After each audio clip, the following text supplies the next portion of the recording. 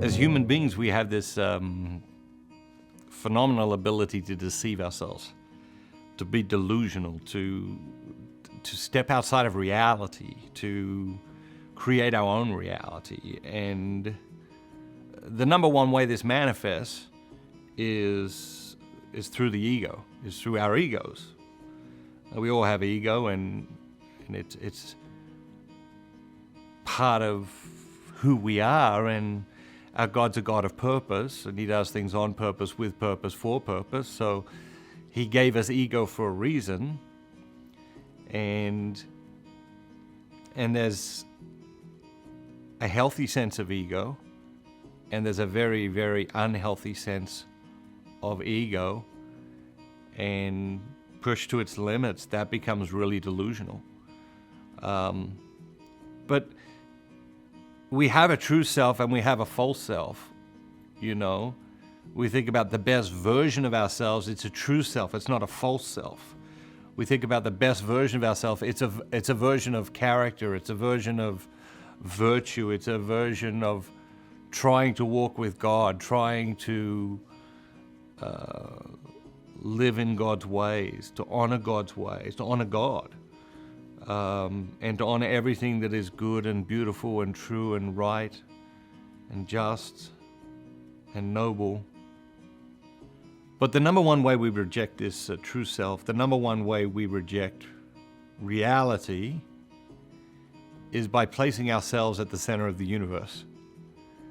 And we all do it. We do it for moments, we do it for days, weeks, months, years. I see it with the kids. I see it with my own children. I see that there are stages in their development when they are clearly, firmly, and absolutely convinced that they are the center of the universe. Now, obviously, they're not able to articulate that, but the way they behave indicates that that is the belief, that is the worldview that they are operating out of. It's particularly popular around the age of 2, and most people grow out of it. But I think an increasing number of people in our culture don't grow out of it. I think an increasing number of people, I'll be sitting in a business meeting with a 40-year-old, and I'm thinking, I have a 2-year-old at home whose name is Ralph, and you are behaving remarkably like my 2-year-old at home. And obviously, I don't say that. You can't say that. But by placing ourselves at the center of the universe, we become delusional. And if we do it often enough, we destroy relationships.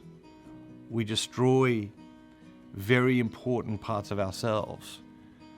And we destroy our chances, our ability to really make progress, to really become more perfectly ourselves, to become that best version of ourselves. And so I guess part of the question is, who or what is at the center of your universe? And it's a question worth thinking about often, because I think that logically and intellectually and philosophically, we can say, oh yeah, God is at the center of the universe, and God is at the center of my universe, or God is at the center of my life. But it's amazing how quickly we can displace Him.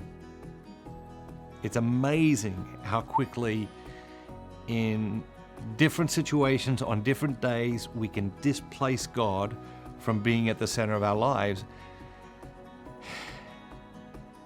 and be unaware of it.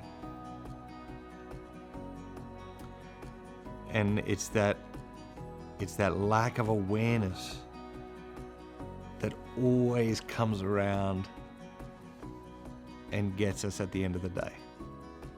It's one thing to do something. It's something completely different to do something and be aware of it. And so, how aware are we of who or what is at the center of our universe? How aware are we when we displace God from the center of our lives? Did you know that 71% of the people that watch Matthew Kelly's videos are not subscribers? That makes no sense. We need to change that. Subscribe today. Hit that subscribe button, smash that like button, and turn on those notifications so you never miss out on another great video ever again.